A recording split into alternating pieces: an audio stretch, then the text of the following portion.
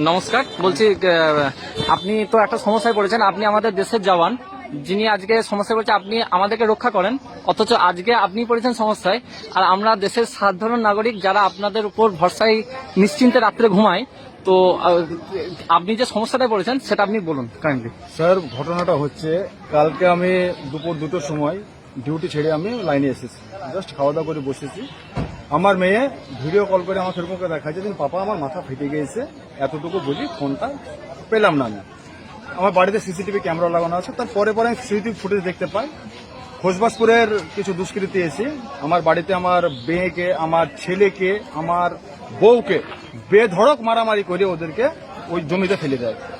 রাস্তায় যাওয়া কিছু লোক এসে আমার বউকে তুলে নিয়ে গিয়ে বকন হসপিটালে গিয়ে অ্যাডমিট করে।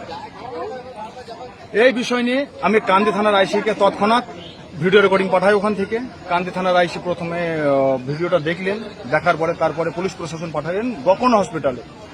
গকন হসপিটালে ছোটবাবু বসে আছে আমাদের জয়ন্ত মজুমদার। জয়ন্তবাবু কি করলেন ওখানে, জয়ন্তবাবু পুরো কেসটাকে দাবি দেওয়ার জন্য জয়ন্তবাবু করল কি আপনার আমার ছেলে এবং মেয়েকে, আমার ছেলেকে এক চড় মেরিয়ে আমার ছেলেকে গাড়িতে ভরতে যাচ্ছিল। আমার দুটো বোন ছিল ওখানে, তারা এসে বললো যে একে কেন ভরছিস, তাকে নিয়ে চলে এলো। ওখানে রিঙ্কু ওখানে প্রেজেন্ট ছিল, রিঙ্কু আমার ছেলেকে ধমকি দিয়েছে, সে ভিডিও ফুটেজও আমার কাছে আছে। তারপরে আমি আমার ইউনিটে কাশ্মীরে ছিলাম, আমি কাশ্মীর থেকে ডাউন হইলাম দেরাদুন থেকে ডাউন হইলাম আমি দিল্লি থেকে তারপর আমি এমার্জেন্সি ছুটি করে আমি এখানে এলাম। তো এখন আপনি প্রশাসনে যাদের সাথে কথা বলেছেন আসার পরে তারা আপনাকে কি বললো? প্রশাসনের মধ্যে আমি এখন রিসেন্টলি 3টের সময়তে কান্দি থানার আইসি সাহেবকে দেখা করে এলাম। কান্দি থানার আইসি সাহেব আমাকে ভরসা দিলেন যে আমার উপরে ভরসা রাখো, আমি এর নিশ্চয় একটা সুধার করবো আর কি, সেই জিনিসটা আমাকে ভরসা দিয়েছেন।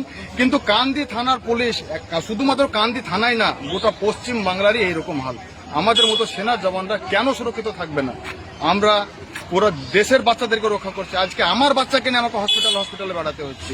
আমার মেয়ের মাথাতে এখানে 14খানা সেলাই হয়েছে, ছেলের হাত ভেঙে দিয়েছে, বইয়ের হাত ক্র্যাক হয়ে আছে। বউকে তো কালকে আমাকে আবার বহরমপুর কিংবা কলকাতা আমাকে ট্রান্সফার করেছে, সেখান থেকে হাতের প্লাস্টারটা জুড়ে নিয়ে আসতে হবে।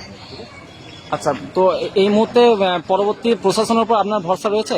প্রশাসনের উপর ভরসা আছে। দেশের নাগরিক যদি আমার উপরে ভরসা থাকে, আমারও প্রশাসনের উপরে ভরসা আছে। তবুও প্রশাসনের কিছু না কিছু ফল্ট আছে, পলিটিক্যাল পাওয়ারেরও কিছু না কিছু ফল্ট আছে, অনেক ফল্ট আছে আমাদের বাংলাদেশ, যেটাকে সুধার করার অনেকটা দরকার আছে। আর যাদের উপর অভিযোগ তাদেরকে আপনি কিরকম নজরে রাখেন? স্যার, তাদেরকে সঙ্গে তো আমাদের কোনো আজ পর্যন্ত কি আর বলবো, এর আগে পুরানো এরকম জোর ঝামেলা হয়েছিল, কান্দি থানাতে এফআইআরও হয়েছিল, কান্দি থানাতে কেসও হয়েছিল। ওখানে কি হলো, মধ্যেখানে পুরো কেসটাই দেবে গেল, বাইরে থেকে ওরা জামিন নিয়ে এখন ওরা ঘুরে বেড়াচ্ছে। আচ্ছা, ধন্যবাদ।